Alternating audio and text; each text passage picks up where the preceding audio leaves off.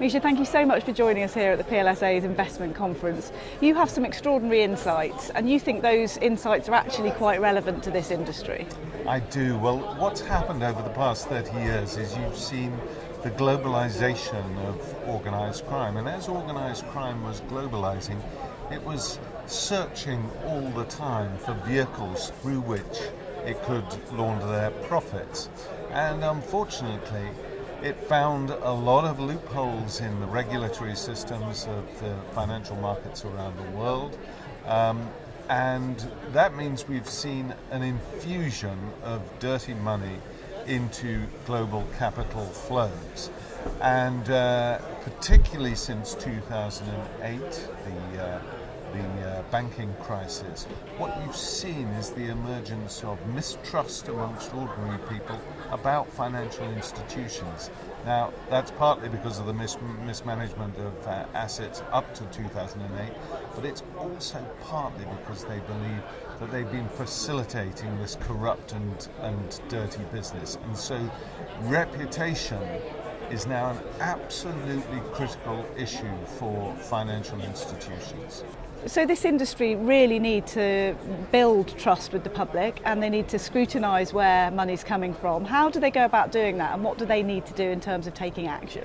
Well, we've got a good example recently because Danske Bank, which is one of the six cannot fail financial institutions of Denmark, and it's backed by the Danish government. It turns out that for 10 years they were allowing large-scale money laundering through the branch that they bought in Tallinn, the capital of Estonia. And Russian and other former Soviet countries laundered something in the region of 200 billion euros through the bank over a 10-year period. Now, the senior management of the bank was deaf to warnings from JP Morgan, a big US bank, who refused to be a correspondent bank for Danske Bank because they were so suspicious of what was going on. There were whistleblowers, there were reports, but they weren't taking this seriously. So you've got to have compliance mechanisms set up in financial institutions that work and that have got teeth and are not scared of boards. So that's the main thing, to make sure that your own house in the compliance department is fully in order. And we're at a point where reputationally these institutions really need to garner trust.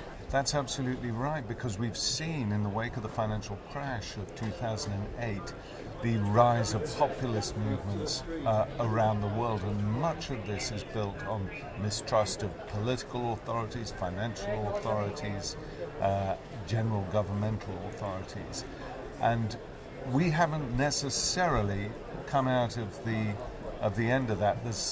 There still could be very serious bumps on the road, and in some respects, we're really suffering very badly because the consequences politically have been, for example, the outbreak of a hugely damaging trade war between the United States and China.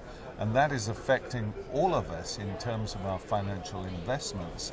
So it's in everyone's interest to try and stabilize not just the political situation, but of course the underlying economic situation, if we're not going to have some more unpleasant surprises in the next 2 to 3 years. And if the general public were to get wind of the fact that these institutions are not only mismanaging money, but they're also allowing corrupt money in, it's going to further tarnish that trust, isn't it? Well, I think that's right. I mean, one of the things I'm very proud about McMafia, the television series, was that what it did was to highlight various corrupt practices that allow according to the Security Minister, Ben Wallace, some £90 billion to be laundered through the United Kingdom every year.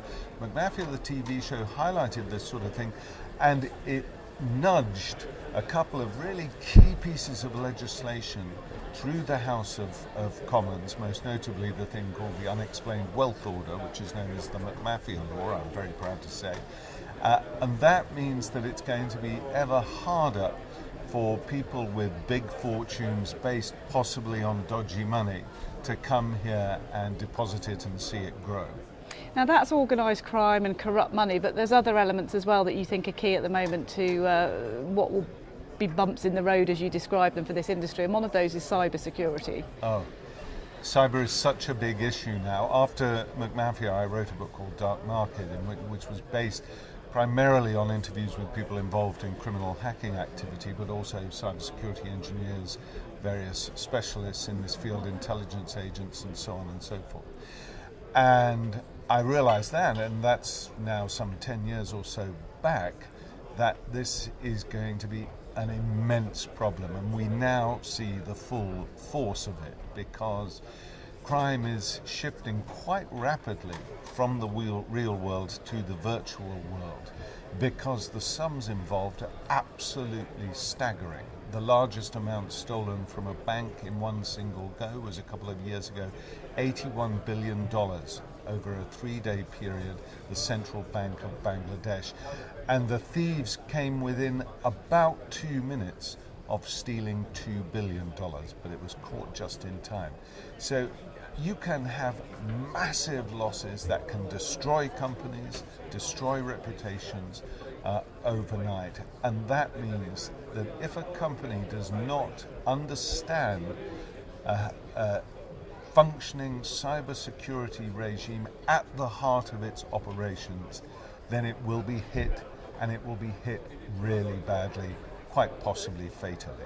And often these criminal activities are way ahead of where the institutions are on these fronts as well. They are. Cybersecurity is about catch up. It was described to me early on by an ex-head of cyber ops at the CIA as the sword and shield, is that every time we develop a shield against their weapons, they have already forged a more powerful sword. And so he says it's a constant arms race in cyber. And we're now going through one of the most enormous shifts in the way companies are run, and that is the so-called digital transformation, where all of their tech stuff is being transferred into the cloud. Their software will be run from the cloud and not inside the building itself, as it were. And this digital transformation is making huge changes to the way that businesses run, and it makes them on the whole much more efficient. But you also run very serious security risks as you go through this transformational period. So what do these companies need to do to be able to play catch up, as you describe it, or get ahead of the criminals?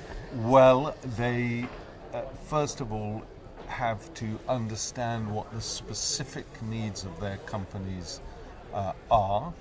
They have to educate their entire workforce, because a lot of time you'll see cybersecurity regimes, digital hygiene regimes are reduced to box-ticking exercises, which are no use to anyone. You should have fully automated systems of digital compliance within your company. That's proving to be a critical issue.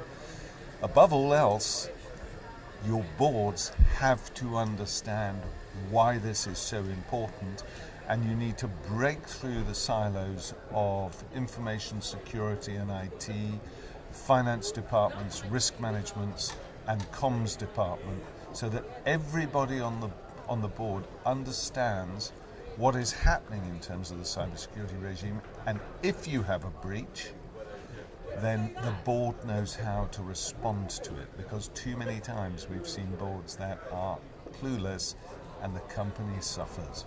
So it's got to be pervasive and not just siloed into this is the IT responsibility. That's absolutely right, and in fact when I give my presentation I always include a little clip from the IT Crowd, Channel 4 sitcom, which is absolutely brilliant, which sums this up in the space of a minute and a half. Looking forward, what message do you hope? There's 1,000 people here at this conference. What's the key message you hope they take home with them, having heard you speak? That issues of crime and corruption are very, very serious. This is no longer just a side issue, but it is a major international security issue. And large companies with important economic roles in the world have to be fully across what is going on in crime, both in the real world and the virtual world, because what we've seen in the past 5 to 7 years, for the first time, is a merging of traditional mafia capabilities with cyber criminal capabilities, two very different communities of people, but they are learning how to cooperate and how they can leverage each other's skills to be a much more powerful criminal force. And law enforcement agencies around the world are worried about this. So basically, it's up to companies themselves to make sure they're fully educated, fully aware of the risks out there, and you can mitigate it substantially if you do that. Misha, thank you so much for sharing your insights. Fascinating to talk to you. Thank you. You're welcome. Thank you.